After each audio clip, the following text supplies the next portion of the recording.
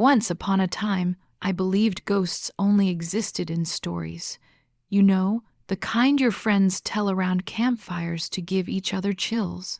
I never thought I'd be the one living in one, but that was before I heard her voice again. The voice of my best friend, who'd been dead for 6 years. Even now, I can still hear her whisper my name at night. Tell me honestly, if your best friend's ghost started haunting you, would you stay to help her, or would you run? Because I didn't run, and I should have. I grew up in a small town where everyone knew everyone, where the air always smelled like pine and rain, and secrets never stayed buried for long. My childhood home stood on a quiet hill at the end of Maple Road, surrounded by old trees that seemed to whisper when the wind blew. It was a beautiful place in the daytime sunlight streaming through lace curtains, the sound of birds outside, but at night it became something else entirely. The kind of place that creaks and breathes and makes you question whether you're truly alone. Back then, my world revolved around one person, Mia. She was my neighbor, my classmate, my partner in every stupid dare we could come up with. She had wild curls, bright eyes, and a laugh that made people turn and smile. We'd sneak into each other's rooms through the windows, talk for hours about our dreams, and promise we'd always stick together, no matter what. But always ended the night she disappeared. We were 17, and it was supposed to be just another summer party by the lake. Everyone was there, music blaring, fire crackling, the kind of night that feels endless when you're young. Mia left early, or at least that's what they said. The next morning, they found her body near the creek behind our houses. The police ruled it an accident. She'd fallen, hit her head, drowned. But that didn't make sense.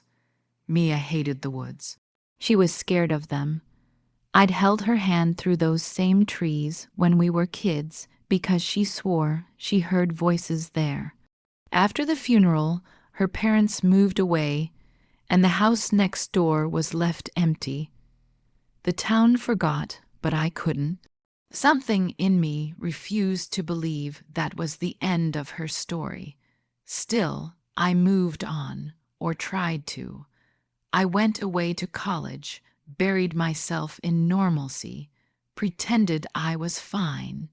Then, when my mom got sick last year, I came back home. The first few nights were quiet, too quiet. I'd sleep in my old room, surrounded by childhood memories, our drawings, our friendship bracelets, that scratched window we used to tap when we wanted to talk at night. Then, on the 4th night, I heard it, a soft, deliberate tapping at the glass, 3 taps, pause, then 1. That was our code, our secret knock. I froze, my heart pounding. I turned off my lamp and stared at the window, waiting for something, anything to make sense. But there was nothing out there, just the stillness of the dark yard. I told myself it was a branch, the wind, anything but what I thought. But when it happened again the next night, and the next, always at exactly 3:03 a.m., I couldn't ignore it anymore. The dreams started soon after. I'd wake up drenched in sweat, hearing her voice whisper, "Why did you leave me?" The sound was so real I could almost feel her breath against my ear. One morning, I told my mom about it. She tried to sound reassuring, saying I was stressed and imagining things. But when I mentioned the tapping, something in her face changed. A flicker of fear she tried to hide. That same night, I woke up again. Only this time, the tapping wasn't at the window. It was coming from inside the room. From my closet, 3 knocks, a pause, then 1. I sat up, heart hammering so hard I thought it might burst. Then I heard her. "I missed you." Her voice, soft, trembling, familiar. I turned on the lamp and looked toward the closet. The door was slightly open, and something pale hung there. For a moment, I thought it was just one of my dresses, but then it swayed, not like fabric caught in a breeze, but like someone was standing there. When I blinked, I saw her reflection in the mirror. Mia, soaked, her hair tangled, her eyes hollow. She looked right at me and whispered, "Come find me." Then she vanished. I tore through the closet the next morning, trying to find proof that I wasn't losing my mind, and that's when I saw it, lying in the corner half buried in dust. Her bracelet! The same one she'd worn the night she died. I don't know what possessed me, but I started digging into everything I could find about her death. Old police reports, newspaper clippings, online archives. The more I read, the less it added up. The autopsy said she drowned in shallow water. Her phone was missing. Witnesses saw her leave the party with someone in a gray hoodie, but that person was never identified. Then I found something buried in the old police photos, a carving on a tree near where her body was found. A spiral with an eye at its center. I should have stopped there. I should have burned those papers and walked away. But instead, I went back to the woods. The air was heavy, thick with the smell of wet earth and pine. The creek trickled quietly, but every sound felt amplified, like the forest was listening. I found that same tree, and when I touched the spiral, the bark felt warm. That's when I heard it, a giggle, soft, childlike, behind me. I turned, but no one was there. That night, my phone woke me up. A sound was playing from my speaker, an old audio file. It was a recording of Mia and me when we were kids, singing horribly to some pop song. I deleted that file years ago, but there it was, looping over and over. When I looked at the screen, the file name had changed. It said, "Come find me." So that's the situation I was in. Before I tell you what happened next, I need you to be honest. What would you have done if you were in my shoes? If your dead best friend was calling out to you, asking you to find her, would you follow the voice, or would you ignore it? Pause and comment below, because I need to know if I was completely crazy. I decided to follow it. That night, I let the whispers guide me. They led me to the basement, a place I hadn't stepped into in years. The bulb flickered weakly as I descended, dust swirling in the air. The walls seemed to breathe, and then I saw it. On the cement floor, carved deep into the surface, was the same spiral symbol. And next to it, a small wooden box. It was old, the hinges rusted. I pried it open, and inside were photographs. Dozens of them. Pictures of Mia and me. Some were from moments I remembered, birthdays, school trips. Others I had no memory of. In each one there was a shadow, a figure standing behind us, sometimes far, sometimes close, always watching. The last photo was taken the night she died. She was smiling at the party, a drink in her hand. Behind her, at the edge of the trees, stood that same shadowy figure, a man in a gray hoodie. His face was blurred, but his hand was pointing straight at the camera.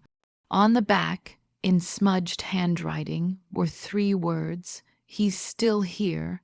That night, I heard my mother scream. I ran to her room, but she was half asleep, trembling, mumbling, "He's outside."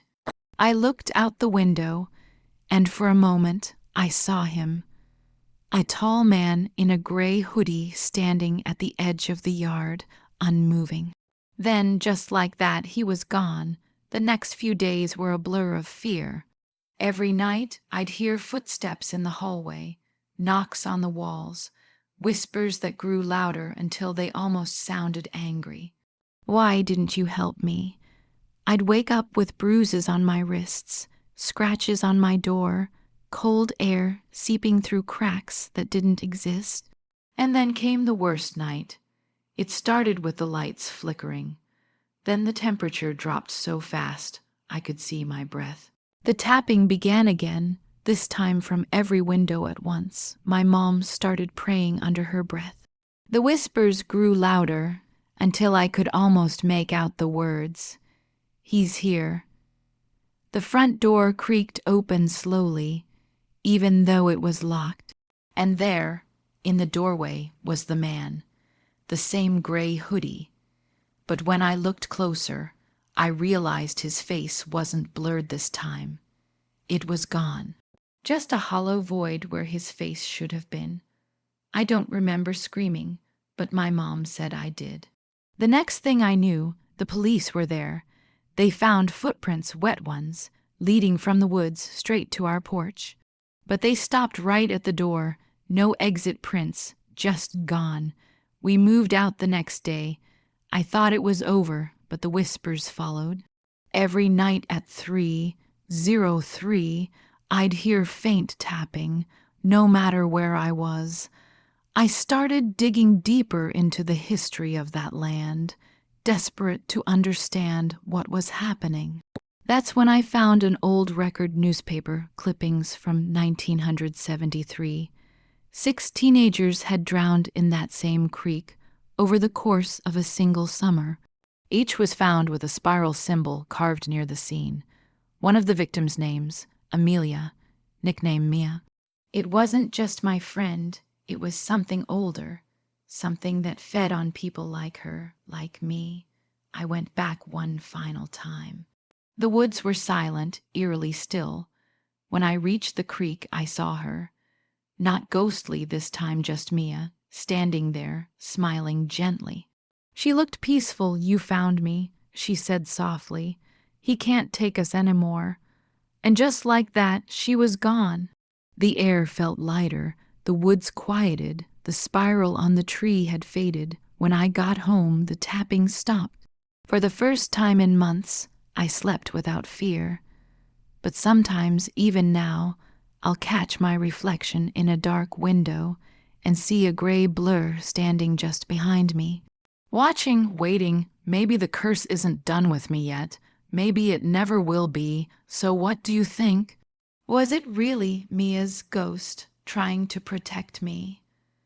Or something darker pretending to be her? Like this video if you were on my side. Subscribe for more spine-chilling stories like this. And tell me in the comments what you would have done if your best friend came back from the dead asking for help. I'll see you all in the next story.